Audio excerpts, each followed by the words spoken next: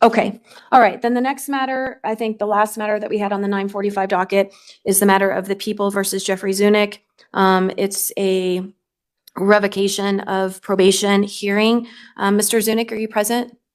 Yes. Okay. Why don't you come forward and have a seat at the table? I have a notice, Your Honor, that I'd like to file with the court Okay. for the record. Okay. Mr. Damon. Thank you.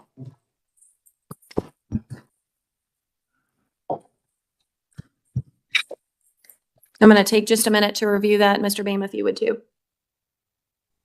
All right. Can I have the appearances of the party beginning with the People first? Matthew Bama, 41464. Okay. And Mr. Am I saying it correct? Zunick? Zunich. Zunich. You're Jeffrey Zunich, correct? Yes. Okay.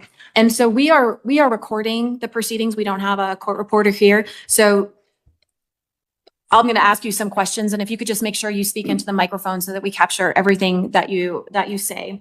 Prior to the start of this matter, Mr. Zunich presented us with a letter, a copy to the People and a copy to myself regarding his grievances about the process which is about to take place. Mr. Zunich, we're here on a hearing on a revocation of your probation. The laws of Colorado set out the procedure that I'm required to follow when that kind of allegation has been made against you.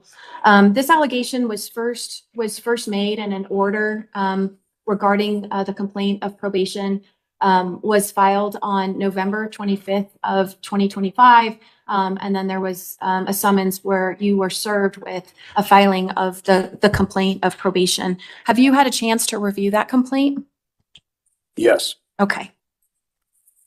So what we do when we have an allegation that somebody has violated the terms and conditions of their revocation hearing is that the court has to make sure that you first understand what the allegations are, and then I make sure that you know what your rights are and the potential consequences if I determine that you have violated your probation. And then I'm going to ask you how you want to proceed. And there's basically two options. One, you can plead not guilty and we'll have a full-blown hearing, or you can plead guilty and then we can make a determination of whether or not your probation should be revoked or revoked and reinstated.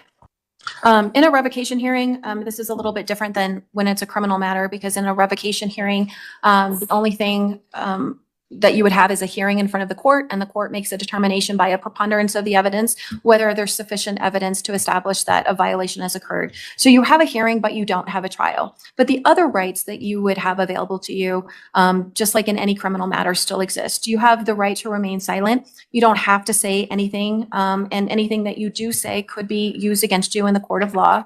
You have the ability to subpoena witnesses, to confront those witnesses and cross-examine them. You have the ability to call your own witnesses to testify on I was your denied behalf. that in the original case way back. So I can't do anything about what transpired in the original case. I can only The talk judge about. has since been released for misconduct, and one of the arresting officers is absconded from justice. So the only thing that I can do for you here today is address the revocation of probation. That's the only thing that I'm authorized to do at this point in time. And so I'm just going to tell you your rights that are associated with this hearing. So in addition to the cross-examination rights, I've talked about the right to remain silent, the right to a hearing. You have the right to persist, in your not guilty determination. And if I were to make a finding, you would have a right to appeal that particular finding. It's the burden on the prosecution to establish by a preponderance of the evidence that that's been violated. Do you understand your rights in this matter? I comprehend them. Yeah, I'm not asking if you agree with them, just but whether or not you understand them. And you indicated that you had reviewed a copy of the complaint. Let me just tell you what you have, what is alleged against you. One of the standard conditions of probation is that you will not use alcohol or possess any controlled substances without a prescription or in a manner that is inconsistent with a prescription, or use any illegal, dangerous, or abusable drugs or substances. The use or possession of medical marijuana is permissible unless such use or possession is prohibited by a court order or your conviction is for a violation of the Colorado Marijuana Code. The use or possession of natural medicine or natural medicine product is not permissible. And there's been an allegation that you have violated that by testing positive for methamphetamine and for alcohol. Standard condition number And for alcohol. and for alcohol. Standard condition number 7 states that you agree to submit to drug and alcohol testing as directed by the probation officer, that you understand that you are responsible for the cost of testing unless other arrangements have been made through the probation officer. And it's my understanding that you missed a number of UAs and a number of phone calls regarding that. As far as treatment goes, there's a standard condition number 8, which requires you to actively participate in, cooperate with, and successfully complete any referral, evaluation, assessment, or recommended program. These programs may include, but are not limited to, placement in a residential or outpatient program, counseling or treatment for drugs or alcohol, mental health, domestic violence, cognitive behavioral, offense-specific, or anger management. And that you agree to sign any necessary releases of information and that you are responsible for the cost of treatment and services unless other arrangements have been made through the probation officer. And as of the date that this complaint was filed, that you had not signed up for any treatment. And then the last condition, number 12, states that you will comply with any requirements of the probation officer, including answering all reasonable questions asked by the probation officer in order to meet the conditions imposed by the court. And that you agree to sign all releases of information necessary for the probation department to communicate with others regarding supervision. And it's my understanding that standard condition number 12 is alleged to be violated for failing to comply with the terms of the electronic home monitoring. Lastly, I object to that. so I've done 90 days on an ankle bracelet so already. So what I'm doing first of all is just letting you know what the allegations are and not whether you agree with them, but just letting you know what the allegations are. I'm aware of it. And then the next step I'm going to ask you is whether or not how you would like to proceed. Do you want to admit to any of the allegations I or refer you back to the notes. okay. You don't have to say anything, but if you don't say anything further in this proceeding, then I am going to ask the people to proceed with their evidence to determine whether or not you have violated the conditions of your probation. I work every day till late hours in the night. For 90 days, I did not do that, which disappointed many customers. I'm adverse to any of their allegations. I complied under duress without my consent, under threat of 4 years of jail for crossing a yellow line in a rainstorm. And I didn't get due process. I was denied any witnesses on my side. I was slandered in court, in open court. I still done the 90 days.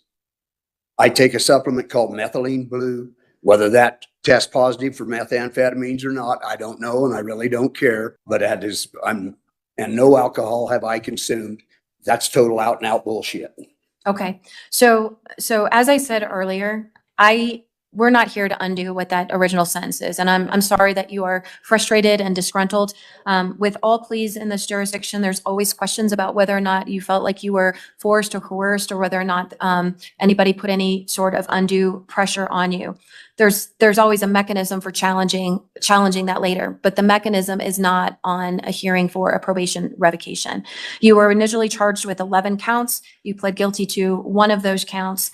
And your time was originally suspended, and the condition of 60 days of probation was also suspended with the condition that you comply with the 90 days of electronic home monitoring.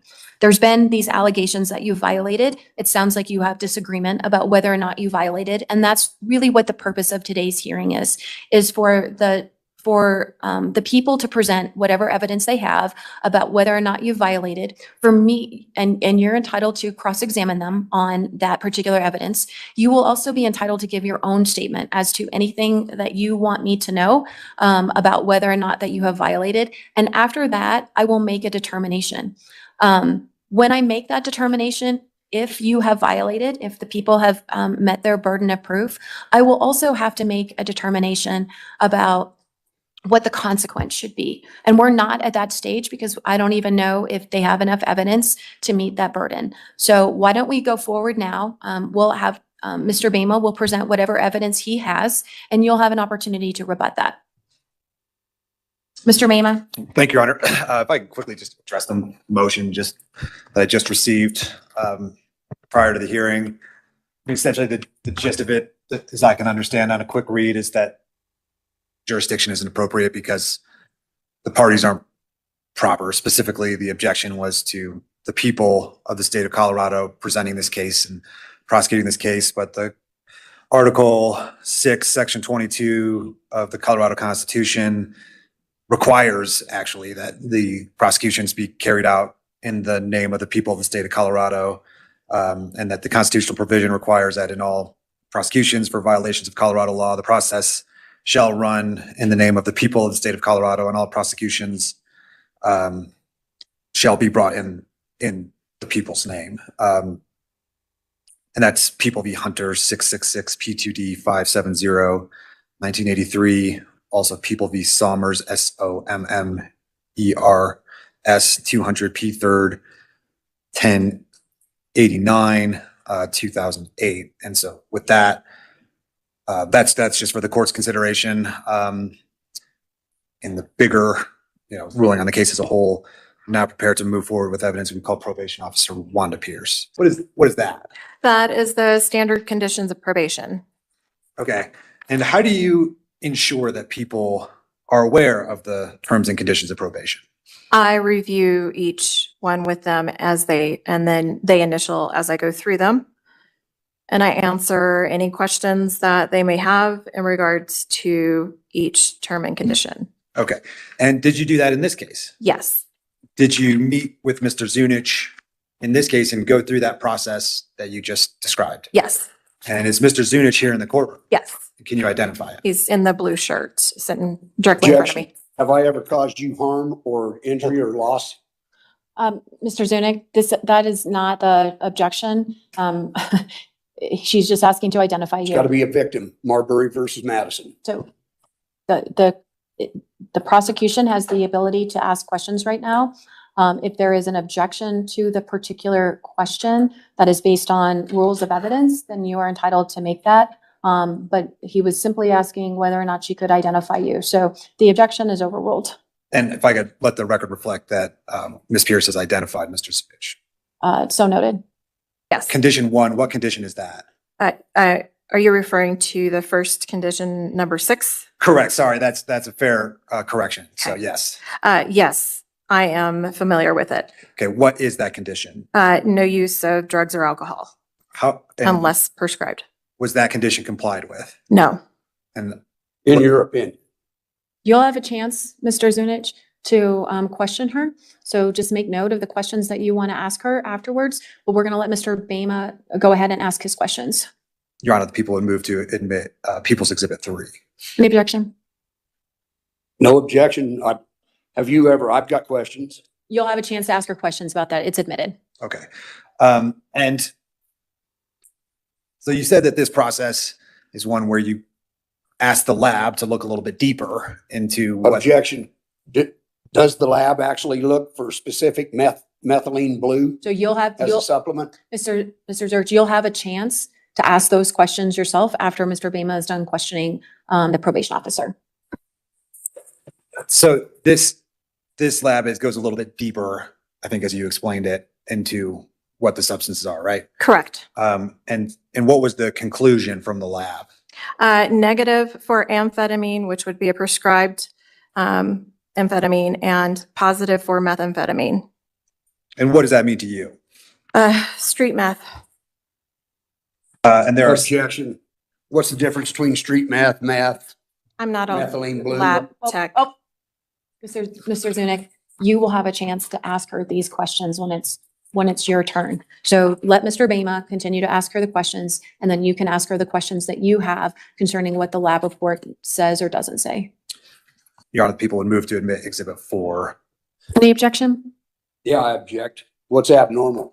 Okay, not on, it's just on an evidentiary basis, so you'll have a chance to ask that question. The People's Exhibit number 4 is admitted. Would you like to ask some questions? Yes. Okay. Before you get started, I'm just gonna have you ask questions. This is not a time for you to make any kind of argument. You're just gonna ask questions of the probation officer.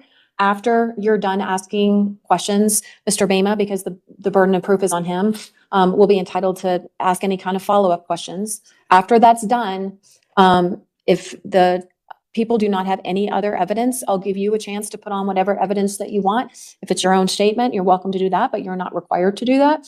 And then we'll go from there. But I just want to caution you that you can only ask questions now. You can't make argument. Argument will come later. Okay? All right, proceed.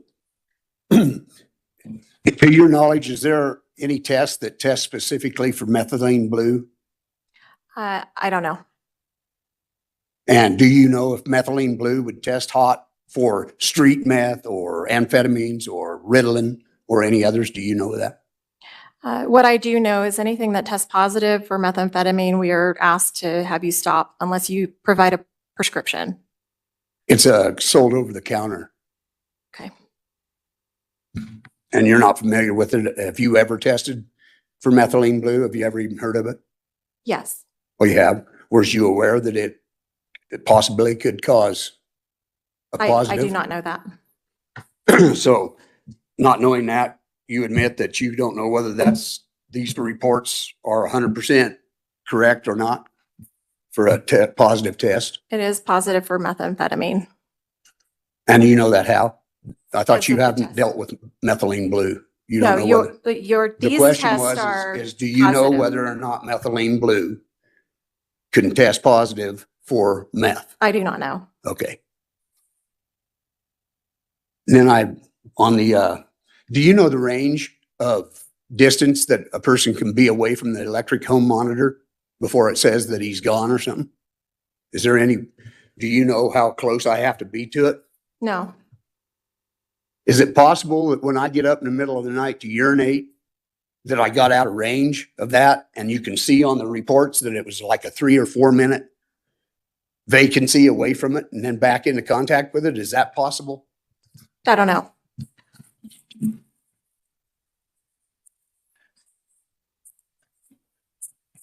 So what you're saying is you're going off presumptions that you have no clue. You've just admitted that you don't know whether methylene blue would test, which is a legal supplement that's sold over the counter. You don't know whether that'd test positive or not, correct? Objection argumentative. Sustained. Go ahead and ask your other questions. Remember, you're going to have a chance to make argument that is a reflection of what she has said. So once she has given you the answer, you can use that answer later in your argument if you choose. Okay, so just keep on with your questions. So there was times when I did miss them tests because I was over the hill in Nucla and I test and live in Delta and I couldn't get back in time.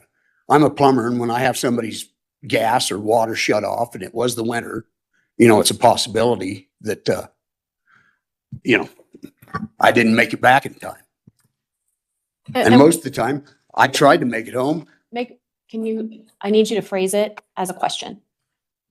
Well, then answer the question.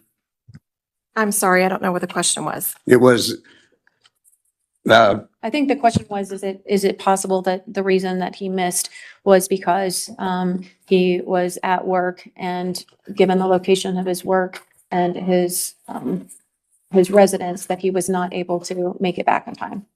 I was very clear when we discussed those misses that that you were on an electronic home monitoring, that you must leave earlier to how make many sure that times you make exactly, it back. how many times exactly was I Because- more than 45 Can I minutes finish, late? please? Yes. Okay. Let her answer the To question. make it back in time for that UA, that you find out about the UA you can find out about the UA at 6 a.m. and therefore have to do it before the time that you're supposed to arrive back home. And we did mention this. I talked to you about this about 3 or 4 times.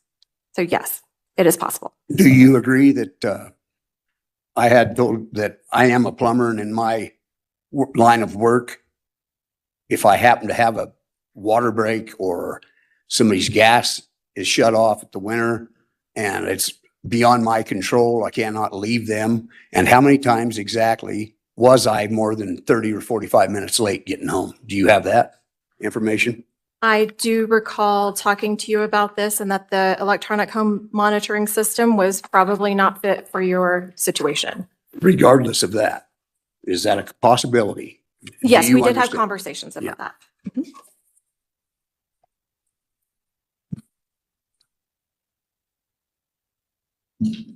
Have I displayed aggressive or unfit behavior towards you through all of this? Or was I called in and one time you did give me a weekend or a day that I could go to Swatch and finish a job for an inspection? Did you not grant me permission Yes, to do that? But yet I'm violated. That's one of my violations alleged. Correct? that one was accepted and it was put Oh. into the system. Can you that one provide that event. information to me? It That it was is, accepted? it is in my notes. I do not have them. I don't have any other questions. That I'm not a lawyer, and I couldn't find a constitutional lawyer to save my life. This is your chance. Do you want to say anything? Do you want to testify on your behalf? Do you want to offer any kind of evidence? You don't have to, you are not required to, but you are certainly welcome to. I understand. I get that. I just would like to say that, I've done the 90 days. I disappointed several customers. It put a kink in me. And, the reason I haven't complied is because of the file for revocation since then. And so, what's the point? And then as well, the original presiding judge over this that's handed down the sentencing, he didn't have the integrity to keep his position. Who's handed down these to a working man? I haven't been in trouble for 30 years. Mr. Bama, do you want to make argument on whether you've established revocation? Yes, just very briefly, Your Honor. Mr. Zunic has not complied with the conditions of probation. He essentially did what he wanted. He's not a good candidate for probation. Objection. Let him argue, and then you can make some argument and explain why you think you are a good candidate, okay? And that's borne out in the refusal to test. It's borne out by not complying with the EHM requirements. And I think this is I think there's more appropriate argument for sentencing on that topic, because how this plea actually came into place, I think is important. It's important for sentencing. It's not relevant right now, but I'll have more to share about how this plea came about and what it is. Under duress. But in terms of the probation revocation itself, it's clear that he wasn't testing. He admitted that he didn't test. That establishes at least one condition. Since the revocation. The tests that he did take were positive for methamphetamine. I understand there's some reference to an over-the-counter substance, but that's the point of the Corden tests. Those tests are to delve deeper into the first report and test for street drugs, which is what the probation officer, Ms. Pierce, testified that test is for. All of those tests were positive for methamphetamine. So that's another condition that's clearly been violated. There's been no attempt to establish treatment. That's undisputed. So that's another reason that probation has been violated. So the people do believe that there is grounds to revoke probation here, and we do ask for probation. All right, Mr. Zunic, do you want to make argument as to why you think that the people have not proven that you have revoked your conditions? I just refer back to the notice I filed, and I'd like a living, breathing man to point me out across the room and utter my name, that I have done them harm. cause them injury or any loss, and I would be fine to compensate anybody that I may have harmed during any of this. And if without a victim, Well, let me go ahead and the and state can't be a victim because the state is the state. You cannot be party to prosecuting, charging, and trying for monetary gain the same case. I refer you to Marbury versus Madison. all right, let me begin with the first thing that we have to do today, and that is decide whether or not you have violated the conditions of probation that were established in your sentencing order. Before I get to that, though, I'm going to address the jurisdictional issue. Essentially, what you're asserting to this court is that this court lacks jurisdiction, and Mr. Bama is correct that Article 6, Section 22 does require the people to carry out the prosecution, and that is here in San Miguel County through the district attorney's office. So I do find under the authority of People versus Hunter, 66p second, 570, 1983, and all of the subsequent cases that have been decided since then, determining that that this court does have jurisdiction to decide whether or not your conditions of probation have been violated. So in conformity with the statute that directs me as to the mechanism that I am to follow about whether or not you have complied with your conditions, I do find that you have violated your conditions. And let me talk to you about what my specific findings are. One of those findings is that you have used drugs and alcohol. I didn't hear you say anything about the marijuana, which was one of the violations. I didn't hear you say anything about the alcohol. Yes, you objection. Yes, you did. I did object to the alcohol. I haven't drank none. Okay. What I do know is that there is lab reports that have indicated that on at least 3 occasions that there were positive tests. One of those tests was from a collection on 11/13, or one was on 11/21 for amphetamine and methamphetamine. Another was on October 18th for amphetamine, methamphetamine, and THC, and another one was on 9/16 for amphetamine and methamphetamine. So excuse me, may I? Sure. So you're not considering and taking into account anything about the methylene blue, So- the supplement that, So, Mr. Zunick, you have asserted that you were taking an over-the-counter medication, and you have asserted that that particular over-the-counter medication would test, if tested, would test positive for methamphetamine. But I just don't have any information about that particular so drug. how can you make a ruling when you So don't have all the information? It's the people's burden to establish that there were violations. They People met- haven't met that burden. They met that burden by establishing that I there object. was lab results that came back positive. And You can- attempted to rebut that, and you the just court threw my finds rebuttal out. the court finds that you were unable to meet that you were unable to rebut the presumption that is given to the people based on that lab result. The other violation that I find is that you were instructed to test, and that you didn't comply with that on numerous occasions. I heard evidence that you had missed some of those tests, and that was because of work requirements that you had to go to, and it was a result of not being having to deal with, as a plumber, various individuals that had problems that required urgent attention. And given the location of the testing from either your job site or from your resident, I understand that you did miss tests. It's just that you have a mitigating reason for that. So I do find that the people met their burden of establishing that you missed those tests, but I'm going to consider the mitigation of that at the next stage of this proceeding. The other one condition was regarding treatment. The probation officer testified to the fact that as a condition, you were required to get started. She provided you the contact information, and that between the time that she provided you that contact information and the filing of the complaint, there was no record of starting any sort of DUI classes or any DUI treatment.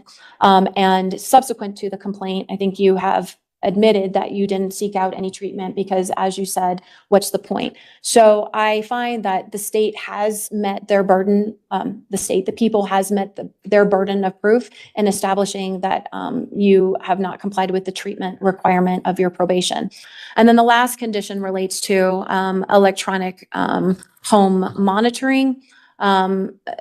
Nobody knows whether it takes into accountability that you walk more than 2 or 3 feet away from that monitor, it says you're gone. So let me finish with my findings as to the electronic monitoring. The people introduced evidence to establish that there were that it was very difficult to monitor, and that there were times that he was out of range. I did not have any information to establish whether that was intentional or voluntary, or where he was. And so as to the electronic monitoring, I am going to find that condition has not been violated. But that does leave us with 3 conditions that were violated. And so I am going to find that your probation should be revoked. That leaves us in a position of making a decision about what should happen now that your probation has been revoked. And so I'm going to ask first Mr. Bema to make argument as to what the consequence should be, what that sentence should be, and then I'll give you an opportunity after he is done. Mr. Bema. Thank you, Your Honor. So this, the underlying plea here was a plea to a 3rd DUI. And just to give the court some background on how this went, Mr. Zunich was self-represented throughout the entire process. He was competent. I mean, he filed motions. We had full-on suppression hearings. Those were ultimately ruled on. This plea, which was at the offer was minimums for a 3rd, was entered the day that the trial was scheduled to happen. The jury was here. The jury was summoned. People were here, and we were ready to go, but it was in chambers before the trial started that we discussed this, and ultimately Mr. Zunich wanted to move forward with it, and that's what led to the electronic home monitoring. That 90 days electronic home monitoring was something that nearly never is offered in a 3rd. That's almost always a 60 days jail. However, he argued for it himself. I argued for the jail in this case because that's the standard sentence. He was able to persuade the judge to get the 90 days electronic home monitoring in order to keep his job. But then since probation, he's not interested in going to and checking in on probation. Since you told her how many Hold on, years? sir. It's not your turn. Based on the fact that he had positive tests for meth, this is a driving under the influence of meth case, is the underlying case. And then we have these tests that continue to show him to use meth. And guess what? He's driving, he's on the road. So, and he's not getting treatment.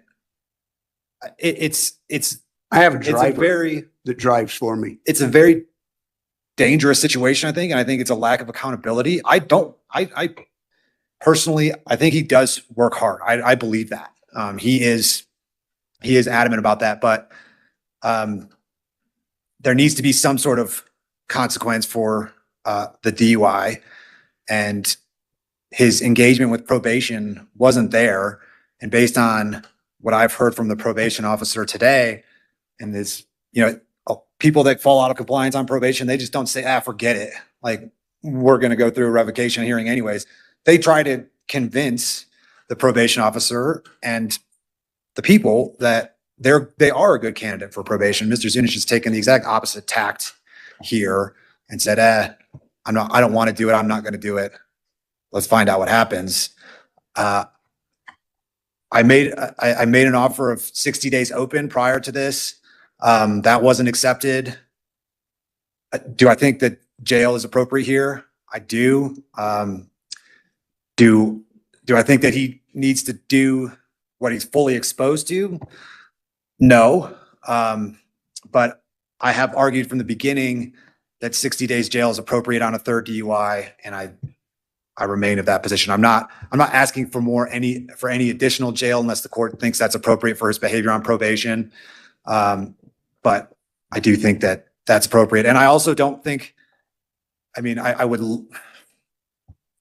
like to see him on probation just for testing alone, right? Just to stay on test to make sure that that sobriety is and that education that he's getting. But I have a feeling we're just going to be right back here again, and a jail closeout might be the most appropriate way. But I mean, ultimately, my goal is to make sure that he's safe and not using drugs. That's ultimately my goal. That's what probation was trying to do, and we haven't really made any progress. And so, what do you believe he's exposed to? According to the plea, he has, let me just bring it up so that I get it exactly right. It's 364 days suspended? Yes, he has an additional 1 year of jail suspended on condition of successful completion of probation. So there is a year of jail on the table. Correct. For a victimless crime. And you're asking for 60 days. Yes.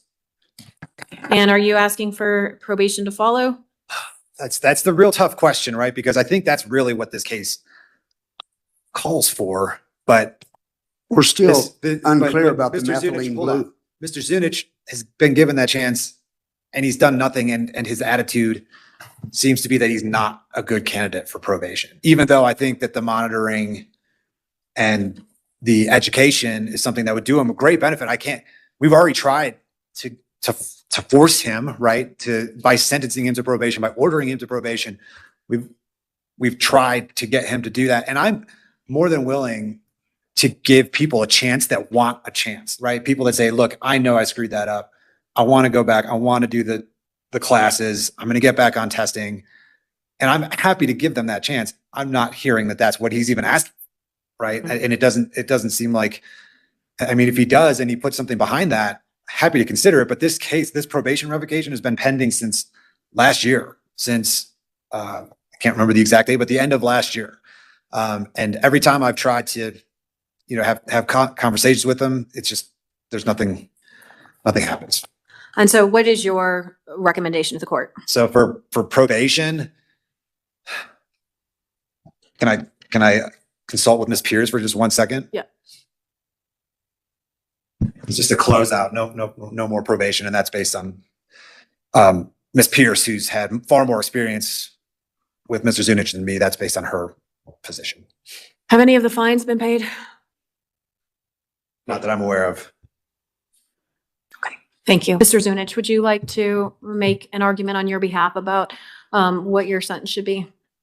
Yeah, I mean, you found me not to be in, you found me to have complied by your own words. You didn't find me with the electric home monitoring. Does the 90 days on an ankle bracelet mean nothing that I've already went through?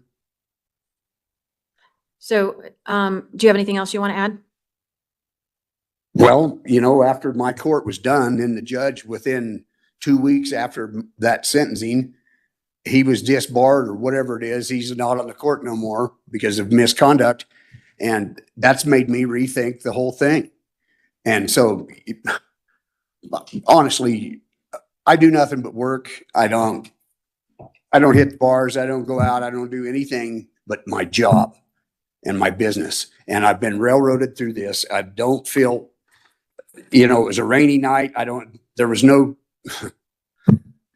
as I said, there's no victim. I have no victims. And there's no, I just feel completely railroaded by all of it. When I've been exemplar how many years was it for the first 2 DUIs? Do you remember that, Mr. Bayman? 26 years and 27 years, 27 years later, I get a DUI and I don't even drink. Do you have anything else you want to add? This is a travesty. It's not justice. In my opinion, there are other things that need to be prosecuted than a hardworking man being run over the coals. Well, let me say this to you, because I'm prepared to announce what my sentence is going to be. And that, you're saying that today? I thought we was gonna have another hearing and all this other, No, your sentencing is today. and I would have to so whatever you sentence me to, it starts right now? I don't even have time to get my affairs in order or anything? I'm going to give you time to get your affairs in order. Okay. Okay, so I want you to hear what I have to say. But I want to respond to a number of the things that you said. And one of the things that you've talked about repeatedly is that there was a judge, my predecessor, who stepped down from his position and was in the anyway, who has stepped down from his position after he was suspended. I don't have any information that would suggest to me, having reviewed the entirety of the court file before this proceeding, that there was anything amiss in the particular proceedings that led to you making a decision to plead guilty. I was, and I was so I- denied calling any witnesses or endorsing anybody So, at the trial. All I had the ability to do that day, I was informed, was to cross-examine. I couldn't endorse any witnesses. My due process was not. so Mr. Zunich, the decisions that you made about how you wanted to resolve your case, you made them. I was not privy to those decisions, but I see nothing in the record that would suggest that there was anything amiss. In fact, what it looks like to me is that it was a fairly favorable resolution, and it put everything on your shoulders about working through it. Your jail time was suspended. You had to comply with electronic monitoring. But most importantly, what the probation office wanted to see you do, what the people wanted to see you do, and what the court wanted to see you do was be successful and get the help that you needed. Because when you get to a point where you have a third DUI, that tells us that there is a problem. Whether the first two were years ago, the reality is you pled to a third DUI. That's all the information that I have. You were required to sit down and go through an evaluation process and go through the treatment process. Had you sat down and done that treatment process, we would probably be in a different situation. But you didn't sit down and do any treatment.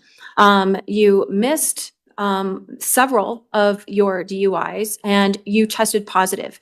Had you come to the probation office and said, hey, here is the drug that I have been taking over the counter. Would you please did that. ask your lab to go ahead and test this medication and see if it tests positive for methamphetamine? I had brought it up. I'm not talking about bring it up. I'm talking about bringing her what it is that you were taking so that it could have been tested. But the fact of the matter remains, and I think Mr. Bama's point is spot on this, is that probation attempted to work with you. You didn't work with probation. You didn't attempt to get into treatment. And even after they took the step of filing a complaint to say that your probation was, that they were moving to revoke it, you didn't say, hey, wait a minute, this got out of control. I'm going to go through and go ahead and take the treatment. I actually did. Where is the evidence, Mr. But Mr. it fell on deaf ears. I don't see that you have signed up for any sort of treatment. I don't see that for the $3,213.50 that you owe, that you have made a single payment on that. And yet you're telling us that you're a hard worker, that you are, all that you do is work. Mr. Bamey even says that you are, and you've taken no steps to make a single payment, not even $50. So you put me in a difficult position because you were exposed to a sentence of a year.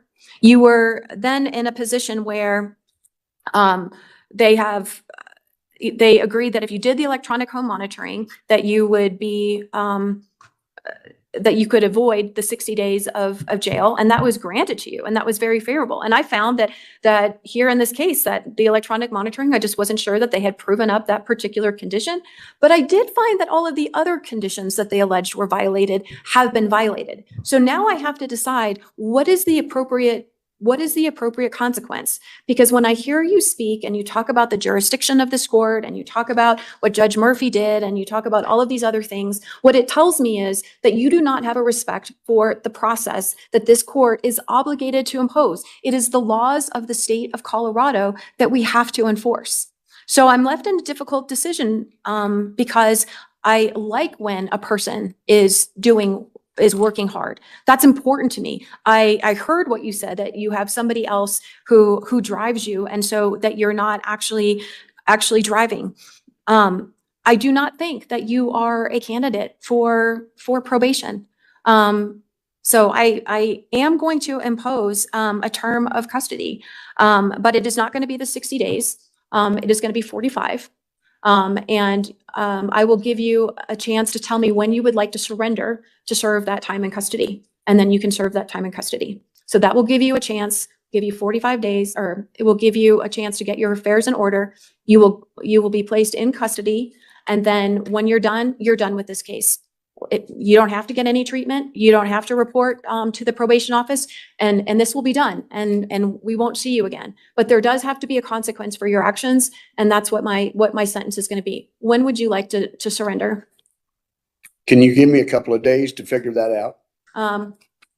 I need to have a date today of when you would like to surrender, but I'm willing to be flexible and give you I've got a period of time. project under bid right now, and I need to consult on that to find out if I have time to get my obligation on the bid.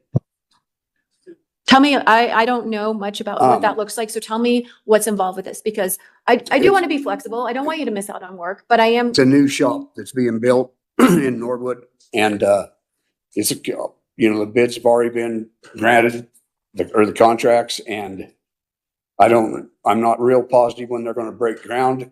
They were supposed to break ground last week, and it still hasn't. So I would like to talk to them, the general contractor, and find out exactly if it breaks ground. If we break ground in the next week or so, I can have my rough end and my underground done, and then do my time, and hopefully be out in time. And how long would your rough end take? 10 days, week and a half for to run the pipes in the underground that get poured underneath the slab.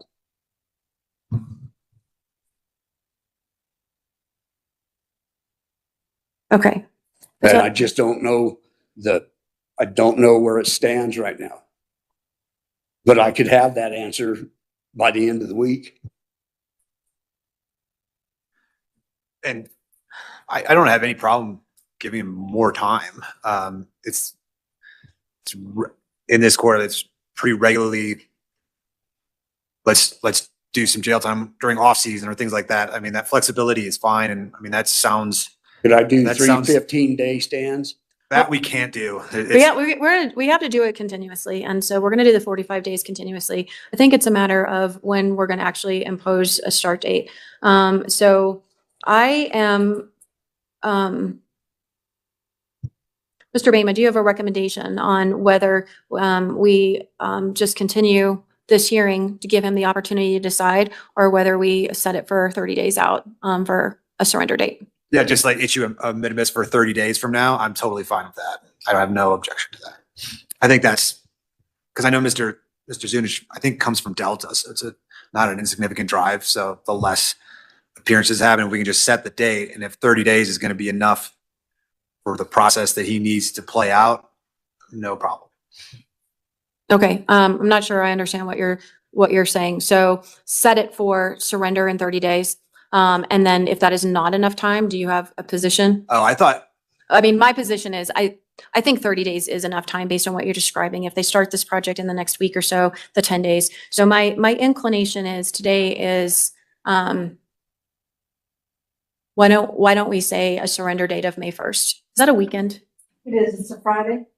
Okay, why don't we say Friday, May 1st will be your surrender date. That gives you a little bit over 30 days to get whatever you need done, get not only your affairs in order, but if you have this job, to get this job done. Your sentence is for 45 days, and you do still have a fine in place that needs to be paid. So I would expect to see that fine gets paid, or then you'll have collection.